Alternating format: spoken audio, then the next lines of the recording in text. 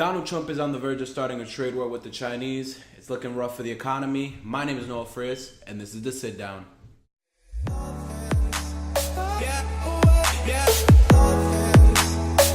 What's up, you guys? So I just want to let you guys know before we begin that I really love the support that I'm getting from you guys. I appreciate the fact that you guys are watching the videos and you're educating yourselves. I noticed that the last video was about 12 minutes, 13 minutes long, and I think that's a lot for a video, so I'm trying to cut this video down. So we have a couple definitions here. I'm not going to go through them, but they're scrolling right through the screen. It's just a couple definitions that I think you guys should have, and it'll make the commentary a lot easier to follow and understand. Yeah, so before we begin, I just want to explain that this whole trade issue is very complicated, and it's split into two different issues, and I didn't really know that it was two different issues until I did my research. Apparently, on one end, it's about aluminum and steel. On the other end, it's about intellectual property. So I really want to just dive into it, and we're going to do one at a time. So let's start off with steel. Annual steel production in the U.S. fell between 23% between 2000 and 2016. From January 2000 to November 2017, more than 49,000 domestic jobs were lost in steel mills alone, and the losses rise more than 64,000 when adding downstream producers of steel products from purchased steel such as pipe and rails. Steel imports increased 17.1% from 2016 to 2017. Aluminum production in the U.S. fell 27% between 2000 and 2016, and it goes on and on and on. So basically, and this is also an important point, the Chinese and a bunch of other countries like South Korea, Russia, India, Japan, Taiwan, Turkey, Brazil, and Vietnam have been using, this is the governments, this isn't the corporation, this is the government, has been subsidizing private corporations or state-run businesses and giving them money to overproduce steel and aluminum.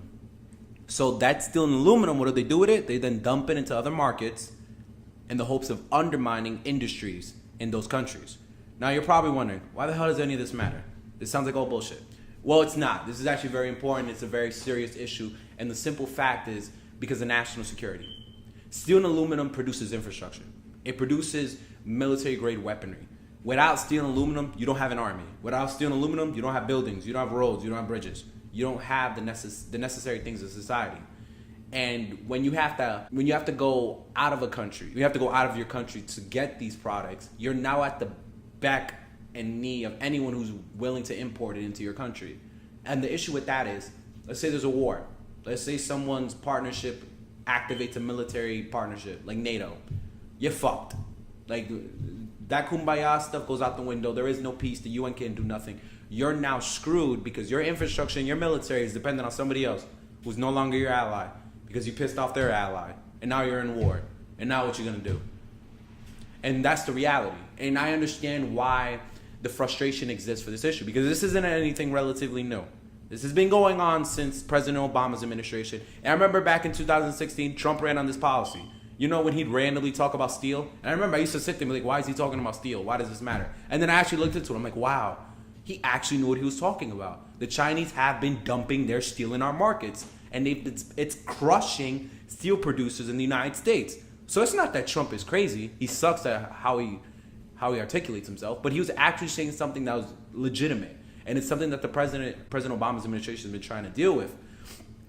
So that's why that was one of the pieces to this trade war. That was one of the pieces to what I'm going to be speaking about later. This really upset Donald Trump. And this really frustrated the Trump administration because they didn't think it was right for the Chinese to be dumping their aluminum and steel into the U.S. markets and undermining our businesses. As I pointed out before, imports are rising, but exports of aluminum and steel is declining, and production of aluminum and steel is declining. So it's a really big issue, and it has to be resolved. And everybody knows they're doing it. But here's the thing, and this is something really important. Nobody understands why he's only attacking the Chinese.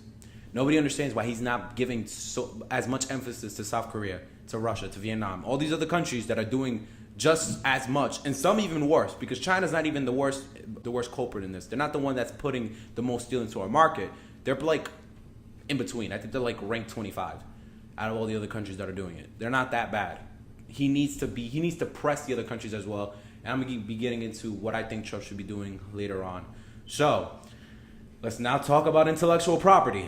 So back in 2011, the U.S. International Trade Commission reported that U.S. IP-intensive firms lost $48 billion in 2009 because of Chinese infringements. A 2006 U.S. Trade Representative report highlighted serious problems, especially concerning the theft of trade secrets. Offenders in many cases continue to operate with impunity, the report stated. So basically, in regards to intellectual property, it's been going on for years as well. Again, the Obama administration dealt with this. If you heard back in like 2013, 2012, you probably saw us on the news. The Chinese are stealing are stealing U.S. secrets. They're hacking us. This is what this means. You know, they're stealing intellectual property. They're stealing U.S. secrets. And the reason why all of this even happened was because Trump actually had an investigation on the intellectual property issue. And the investigation was, he requested for an investigation back in August 14, 2017. And he directed the United States Trade Representative to determine whether Chinese laws, policy, practices, or actions may be unreasonable or discriminatory, and they may be harming American intellectual property rights, innovation, or technology development. August 18, 2017, the Trade Representative initiated an investigation under Section 301 of the Trade Act of 1974. So basically what this is all saying is pretty simple. Trump said, check them out. Let's do an investigation. Let's see if it's true what people are saying. Because these were the business owners. These were the people, the massive corporations going over to China saying, yo, these dudes is thieves. And I'm explaining to you in a second how they're thieves when I talk about the findings. And they're really finessing us, and we don't understand why they're taking our intellectual property. And Trump talked about this too in his campaign. This is the craziest thing about it. He ran on this. So, and this isn't something that's coming out of the blue. He actually has the right to do this. He has the right to conduct an investigation. It is law. This isn't Trump unhinged. And I don't want that narrative to come out because it allows legitimate issues to go under the rug. And we're going to talk about these legitimate issues once we talk about the findings. So the findings are really long, really wordy, and really legal. So I've dumbed them down. If you want to look into them, you can. The link is provided. So the finding, in other words, is pretty simple. For decades, Chinese law has required foreign companies to form joint ventures with local Chinese firms, and in the process to transfer vital technology and know-how to their Chinese business partners. New York Times reported the U.S. loses about $600 billion a year to IP theft, with China accounting for the majority of all cases. Over the past several decades, this would amount to trillions of dollars, by far the largest transfer of wealth in history. Under Section 301 of America's Trade Act of 1974, the president has the authority to resort to unilateral measures if a foreign country's trading practices are deemed to be restrictive to U.S. commerce. Punitive measures include tariffs, sanctions, block mergers and acquisitions, import quotas, and other restrictions. Beijing wants Washington to take its complaint to the World Trade Organization via the formal dispute resolution mechanism, but the Trump administration is scornful of this approach and has accused the WTO of being soft on China and ineffective as an institution, which reflects the administration's general disdain for all international institutions. So that's kind of mixed in with the article I got it from, but it's pretty simple. What's going on here is we're losing billions of dollars because of IP theft. IP theft happens because these companies go into China, and this is freaking crazy. I didn't even know this. This is insane. And this has actually been known for years. Like, I'm talking about like 18, 20, 25 years. It's insane. So the company goes into China. The Chinese government then says, you know, you have to give us the IP information. The Chinese government then basically sets up a competing company and gives them that IP information so they can compete against the new U.S. company. So basically, I give you the IP, you take the IP, you build a business off the IP, and now we're competing against each other with your IP. Like, what? That's insane. You stole my information. You stole my property. Like, this is my ideas. You took my ideas, built a company. You gave it to a company. The company's not competing against me with my ideas. Like, what? That's insane. That's ludicrous, and it makes no sense. And this is the reality of it. Everyone's known for years. It's ridiculous. And I understand why Trump doesn't want to work with the World Trade Organization, because that's what Obama did. And there was a bunch of investigations done. The World Trade Organization gave their ruling. But the thing is, the World Trade Organization can't necessarily do anything. China has to comply. They don't have a military. They don't have these big measures. They can get kicked out, but China's a part of BRICS now. So, and I don't want to get into what BRICS is, but basically, they don't really have to do whatever the World Trade Organization tells them to do, or they can do it and not do it. So the Chinese are in a situation, the U.S. are in a situation where they have a non-compliant Chinese government. That's stealing U.S. intelligence and U.S. information. And that can lead to really big issues in regards to national security, because if a military company goes over to China, we can have that issue where they have to give them their intellectual property to build there. And now they have our military information. So I understand that issue. And in response to the investigation, Trump did what Trump did. He launched a complaint against China at the World Trade Organization at the end of March of this year, because the report that I just mentioned, its findings were released earlier this year. In the statement, it basically says that the Chinese appear to be breaking WTO rules, X, Y, and Z, and they basically are breaking the rules because they're giving more favorability to these Chinese companies and taking U.S. intellectual property and giving it to them. So in response to all of this, on top of launching an investigation with the WTO, which is the World Trade Organization, you guys should check that out and really look into who they are and what they do. In late March, the Trump administration published a list of about 1,300 Chinese exports that could be targeted for tariffs. The United States plans to apply the tariffs to about $50 billion worth of goods. Now, of course, the Chinese are like, hold up, what do you think you're doing? And I have to emphasize, why steel and aluminum and the intellectual property connect? He's killing two birds with one stone. He's saying, you right there, you not only steal our intellectual property, but you're also messing with steel and aluminum. So we're just going to slap these sanctions on everything, on the steel and aluminum, because that's part of the goods, and we're going to slap it on all these other things. We're going to threaten to slap it on all these other things until you get your act right. So he's like, shoot, this report came out. It said they're doing this. We've had a bunch of other reports that prove the aluminum issue too and the steel issue. Let's just kill these birds with this one stone. And of course, the Chinese respond. And on Tuesday, China's Commerce Ministry said it was ready to retaliate, and it was ready and gung-ho for trade war. And they were ready to take this as long as they possibly, as long as the U.S. wants to take this. And they also mentioned something that's really important, that there was a report conducted back in 2014 that proved that the U.S. wasn't complying with World Trade Organization's requirements. And it said that it shows that the United States are hypocrites and that they are willing to violate World Trade Organization rules and then call other people for not following them. The validity to that, you'd have to read the entire report. And I looked into it, and there is validity to it. We do violate the World Trade Organization's rules here and there. In response to this, the Chinese didn't just say that. They also slapped on their own sanctions and matched our $50 billion.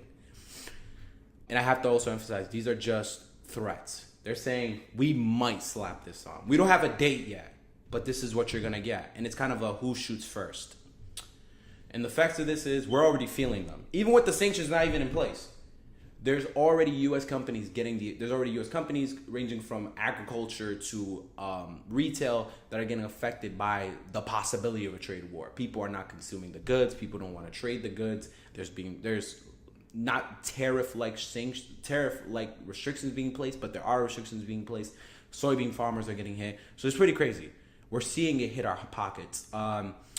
There's also going to be a 3-day conference on May 14th between U.S. business representatives to discuss this issue. That's really going to be important. Basically, they're going to scorn the shit out of the president and say, no, don't do this. You're going to fuck us, which is understandable. And the biggest thing also is the president's seeing a lot of heat from the farmers from the southern states. And the reason why is because soybeans are imported to China predominantly. That's where these soybean farmers in these southern states are getting a lot of their revenue from.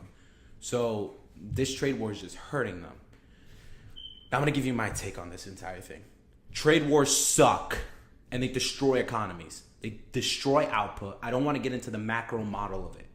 But for me to explain it the best I could is, there's a reason why we have free trade, or why we try to push towards free trade. Because tariffs are a form of they're taxation. And they hurt consumers drastically. And that hurts output. So that hurts GDP. So that hurts the economy. That leads to recessions. It's kind of a domino effect. And the only people who legitimately support the concept of tariffs are what we call protectionists. And these protectionists believe that the U.S. government should do what it can to protect U.S. jobs and U.S. businesses from exports from other countries. They're very anti-free trade. And that's kind of who Trump was targeting. These individuals consist of the people who lost their jobs in Michigan, all these Iron Belt states that were dependent solely on manufacturing. And the reason why it resonated so much with them is because they really believe that Trump would enact policies that would keep U.S. jobs here and undermine foreign companies, so U.S. companies could grow and see more revenue. That doesn't happen. There are many reports, and they're scrolling on the screen now, that show that unemployment's gonna go up. There's gonna possibly be a recession. It's gonna hurt output. Jesus Christ. And that's probably why Trump hasn't shot the gun yet. He's like, I don't want to get into that. We're on the verge of midterms, and we might lose that. When they're going to lose the House. Shoot, we might lose the Senate. And this is kind of my point. This has to happen.